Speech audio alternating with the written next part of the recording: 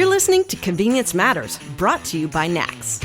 Whether it's for food, fuel, drinks, or snacks, about half of the U.S. population shops at a convenience store every day. We'll talk about what we see at stores and what the future may hold for our industry. If you haven't noticed, dollar stores look a lot like convenience stores these days. And convenience stores look a lot like grocery stores. And lately, even restaurants have little stores in them too. And the stores on the internet, well, they don't look like any of those other stores, but they sell a lot of the same stuff. They're all after your customers, and they want them to use their wallets to buy these things. And some want them to use their phones to do it all. Today, we're going to talk about how to win the competition game and how to measure your success in doing so. I'm Carolyn Schnare with NACS, and I'm joined by my co-host, Donovan Woods with the Fuels Institute and NACS. And Donovan, do you remember way back before in the before times when we sat at a table together? We talked with one of Aaron's colleagues, Gunter Fow, on a similar topic. Remember that? It was like light years ago. I think it was last year. Yeah, that was light years ago. There we go. Okay. You know, we shared snacks from the same bowl. Like it was hashtag memories. Anyway, today we're actually really happy to have Aaron McLean, Chief Marketing Officer of Stuzo, with us today, and virtually, of course. And Aaron, thank you for joining us. Hi, Carolyn. Hi, Donovan. It's great to be here. So, Aaron, we led off, I was talking about retail competition, which includes both brick and mortar stores and the internet. This is something we've been focusing on, or you've been focusing on at Stuzo. You call that getting the share of wallet. Can you tell us a little more about how you define that? Yeah, Carolyn, a few key things to think about pertaining to share of wallet. So the first is, you were talking about how customers shop across different categories, like convenience is going after grocery, and now grocery is coming into convenience, and there's this sort of like cross-pollination of categories happening. It's important to understand that each customer, they actually have many different wallets across all the different product groups where they spend their money. They have, a food wallet. They have age-verified wallet, like for tobacco, alcohol. They have a fuel wallet, and they have CPG wallets. And these customers are spending these wallets not just in the convenience category, right? Because the competition for share of wallet, the battle for share of wallet, has been intensifying so much, especially in the last 14 months. So these wallets are now being spread across not just convenience, but they're being spread across grocery and the dollar category, and even the online digital native companies like Amazon or like GoPuff. So then that's the kind of first thing to understand. It's like there are all these wallets that exist across different categories. But to break down share of wallet a little bit further, I want to use like Sheets as an example. Like when I was a kid growing up, Sheets was our spot. I mean, late night munchies, and like for fueling up and for, getting a quick breakfast sandwich, all that stuff like that. That was our go-to place. So I'll use myself as an example. Like I would typically, buy maybe 10 breakfast sandwiches I would get, out and about in any given month. And Sheets, they would typically have about 5 of those. So the way we think about share of wallet is for Sheets, their share of my sandwich wallet is about 50% because I'm buying half of my sandwiches with them. And the other 50%, those are being spent with other retailers. Could be other convenience retailers, could be other QSRs, it could be elsewhere. So we think about that entire wallet, all of the sandwiches that I'm buying, not just with Sheets. We think about all of those as the wallet capacity. And so for us, there's a really key thing in there, and that is within that wallet capacity, there's a certain amount that I'm not buying at Sheets. So for Sheets, that becomes what we call the wallet opportunity. So if Sheets could get me to buy more of those sandwiches that I'm already buying, right, with them, that means Sheets would be incrementally getting more of my wallet capacity. And if they could do that profitably and change that behavior over time so that I'm always buying more of my sandwiches with Sheets, that would be a great outcome for them. And that's what we refer to as wallet steering. We actually have a system for it, trademark Stuzo, wallet steering. I love that. I love the breakdown because share of wallet, that makes sense if I'm a consumer, especially if you're a consistent consumer. Like you said, you mentioned one retailer in particular. And if you went there all the time, and I have my favorite retailers of different categories, that makes perfect sense. But now would you define share of wallet as the main metric, or is that the main KPI or key performance indicator that retailers should be focused on? It's a really important KPI. The way we tend to think about KPIs is like there's an 80-20 rule, right? And that rule is that 80% of the value of having KPIs you can probably get out from about 20% of the metrics that you focus on. So it's really important to find the right metrics and focus on those. And while share of wallet is a really important one, it is a measure for the increase in customer lifetime value. And customer lifetime value for many marketers, that's their sort of like penultimate KPI. It's the one that they care about the most. But there are other KPIs that are really important, like how many new members are being signed up to your loyalty programs, your payment programs. It's also really important to look at your transaction volume and other purchase behavior. Now, you mentioned one other thing. I wanted to ask this first, but it kind of just slipped right past me because I was so engrossed in the share of wallet itself. But when it comes to share of wallet, and you mentioned sort of why the competition is greater for now, what are some of those reasons? Could you kind of really emphasize what those reasons are as to why it's more important right now? Yeah, it's interesting. And this has been a trend in the industry for several years now, right? I know you've both talked about it on the podcast many times before. Consumer behavior has been changing, and it's been evolving rapidly. But the last 14 months since the beginning of the pandemic has really ushered in very rapid growth in behavior change. So like what happened was, as more consumers were getting more comfortable with buying things online or ordering ahead or getting delivery, now all of a sudden the government and the healthcare agencies are telling us we all need to stay home. So what happens right away, right? All of a sudden our behavior is basically forced into going, okay, well, I guess I have to buy more of my stuff from Amazon. I have to order more from GoPuff and stay here and get it delivered. So as that behavior has changed, the dynamic within our industry in convenience and fuel, that also meant less site trips for us. So this change in behavior has really heated up competition for share of wallet across categories, especially with digital natives, getting even more of that. But it's also creating a really unique and special opportunity for us right now to be able to capitalize on those new changes in behavior. Yeah, I like you said, it was such like a rapid change, right? And it's like lockdown, go here, don't go outside, don't go to your grocery store, don't go anywhere, wear a hazmat suit and wash everything and don't touch anything and don't touch your face and don't all those things. It was so complicated and it was quick. It just really landed on a lot of us and it threw everybody into a tizzy. So I would have to imagine, and I saw it too through NACS, a lot of retailers just kind of patchworked it, threw it all together, got it going, got up the app, got up the website, figured out delivery, printed their paper signs with a Sharpie and said like, pick up here, because you just nobody had time to think. We all just were making do. But now that we're stepping back a little bit, we're most of us starting to come out of this pandemic a little more thoughtful, looking back on what worked, what didn't work. And I'm sure that's a lot of retailers too, because, like I said, they put some things together and some people already had apps and delivery metrics, but, or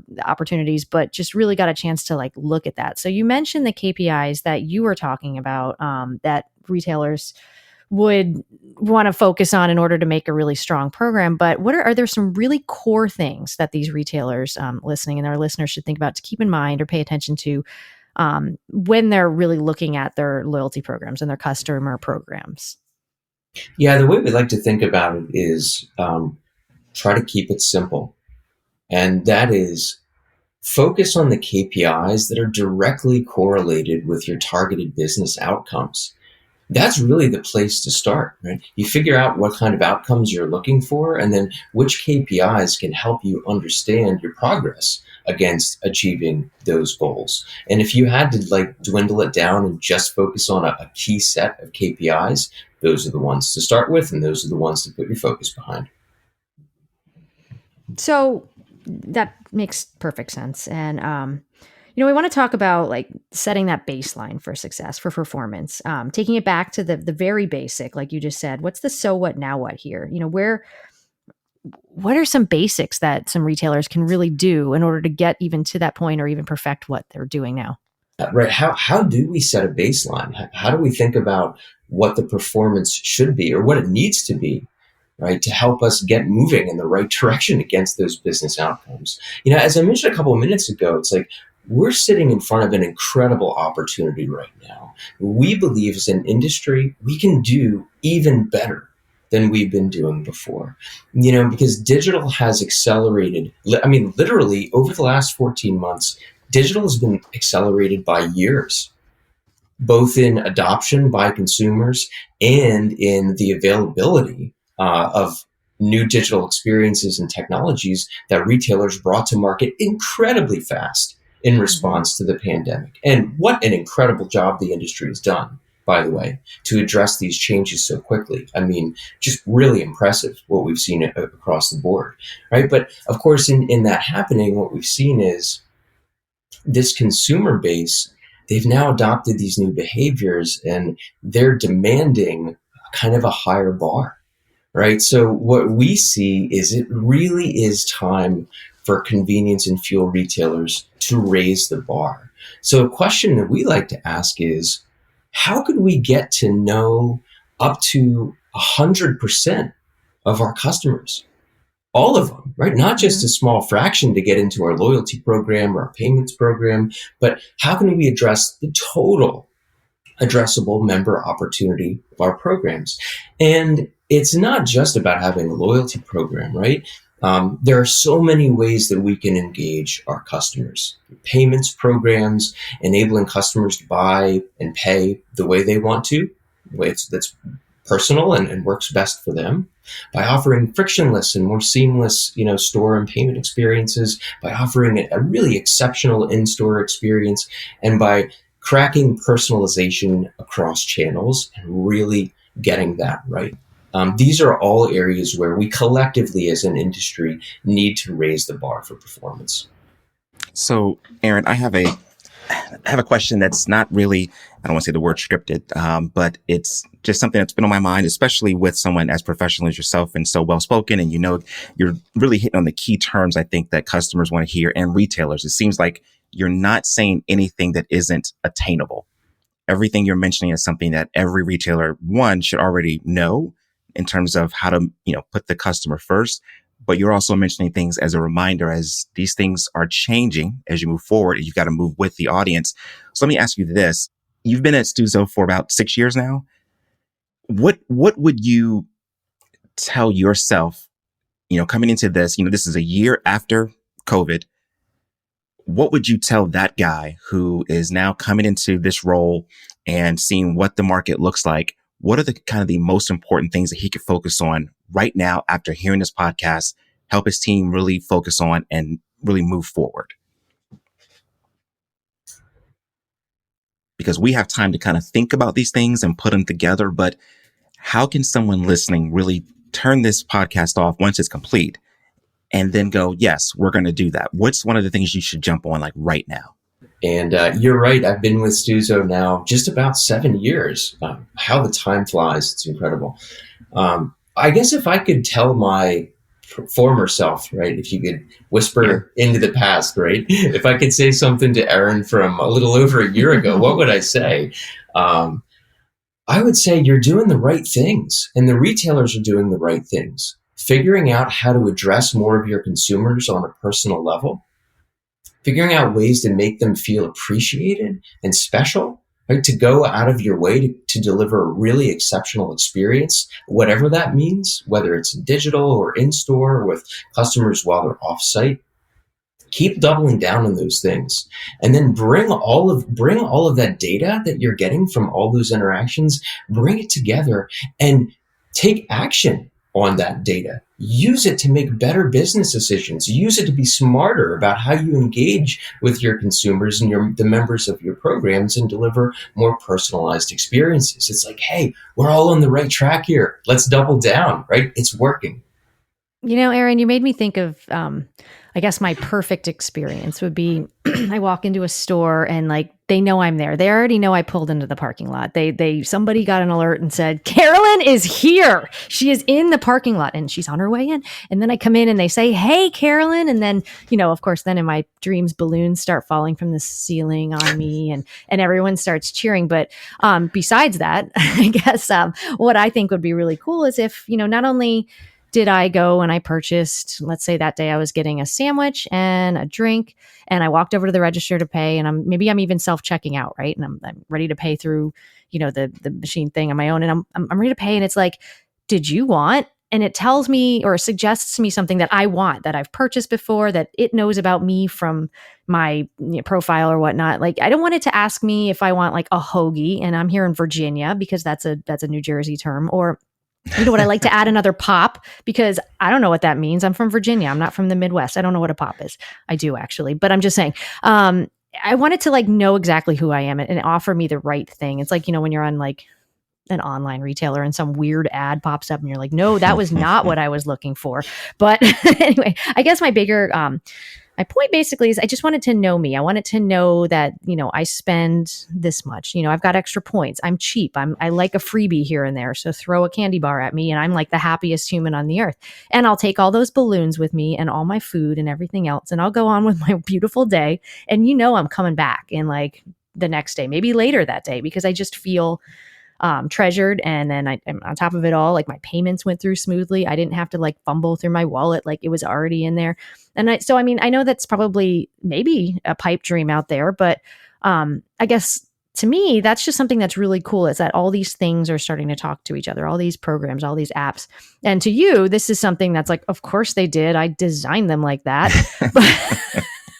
But I mean, as you start to expect it at one place, you want to see it at another place too. So I don't really have a question there. I just wanted to talk about balloons, but I guess, Aaron, that is there? Sounds like a regular day for you coming in the office, Carolyn, just balloons dropping everything. All right. Whee! So I guess, Aaron, that's basically what we're talking about here, though. What would it be called? Like, what's the right word for it? A coordinated customer experience, I think is what I would. Yeah, Carolyn, the way we like to think about it is we use the term unified, right? And that it's like one seamless unified experience for the customer, right? Because Carolyn, like you were saying, when you're going into your convenience retailer, it doesn't matter to you whether you're like at the pumps or in the store or flipping on your phone, checking your email, your points balance, or even if you're at home still thinking about what you might want to get once you get to the store. That's all part of your experience with that brand. And so the brand needs to have an understanding of all the things that you talked about your prior purchase behavior, the different wallets that you spend with that retailer, your wallet capacity, and that is how much, of that wallet you're going to be spending, so that they can use all of that data really intelligently and to do that in real time, just like the example you shared, so that when you walk into the store, not only are the balloons falling, Carolyn, but they're your favorite color. Right? Yes. Right? Because we can acquire that data and we can use the data intelligently, Carolyn, to make you feel appreciated and special. And of course, the more you have that relationship, the more loyal you become to that brand, the more share of wallet you spend with that brand, and then the greater customer lifetime value that brand will get as a reward for treating you so well. Aaron, one of my top 5 sci-fi movies all time is Minority Report with Tom Cruise. And I feel like we're getting closer and closer to that world where you do walk in, and I don't know how the information's shared, but it's shared and retailers know who you are and you're excited. When I think about that, here's a question for you. We've talked about the benefits from a consumer side. You walk in, you feel great that they recognize who you are. Yes, I want this, I want that. You make Carolyn's day great. But for a retailer, especially those listening, we want guarantees, right? We want to know, okay, yes, this may sound like a nice program, but what are we going to really get out of this? How can we be sure? And I remember an announcement you guys Stuzo made recently about a loyalty program performance guarantee. Can you tell us a little bit more about that? we have what we call our wallet steering system. Mm-hmm. So the announcement that we made, basically what it comes down to is we are so incredibly confident in our wallet steering system, which, just quickly to touch on that, is a combination of our open commerce products, of our managed services, and our what we call our know and activate method. Those three things together make up our wallet steering system. And we are so incredibly confident about that system's ability to perform and affect real meaningful business outcomes for retailers that we've announced a 1.5x performance guarantee. And what that means is, for retailers that make the switch to Stuzo and they follow our wallet steering system, that we are literally putting our money where our mouth is. That's how confident we are. And we are guaranteeing that we will at least 1.5x the number of members in the programs and the transaction volume in the programs. That's just the start. Well, so, I don't know if you've already found a balloon vendor that automatically drops all those balloons. So you definitely want to add that to your portfolio. I'm sure there's somebody out there. If there's not and you're listening, here's a great idea. But in addition to that, what's next for Stuzo? You guys seem to have figured it all out, but I'm sure there's more back there. Oh, Carolyn, there's always more to come, right? Our jobs as innovators are never over. And that's because the job of the retailer is never over, right? The market changes so much and so fast, and consumer behavior changing, right? So our job really is to keep pace with all of that and ensure that we're doing everything the retailer needs to stay in front of the next changes in the market that are going to help them go after, capitalize on the next big opportunity. And kind of related to that, you might have also seen some other news that came out from Stuzo just recently. We have taken in a strategic investment from Longshore Capital Partners. We're really excited about this investment and the new partnership that we formed with Longshore. Basically, what that means is we are doubling down on what we talked about earlier, and that is the unification of loyalty, commerce, and the cross-channel customer experience. And we're doing all of this to even further unlock the power of data. All those things that we talked about where, Carolyn, you said, oh, maybe it sounds like it was a bit of a pipe dream, right? But for us, we're living that dream, we're building that dream, and we're delivering on the promise of that dream to retailers. And we're also doubling down on convenience and fuel. We love this vertical, and we see significant growth opportunities in front of all of us. And we know that this is the right time to be committed to convenience and fuel.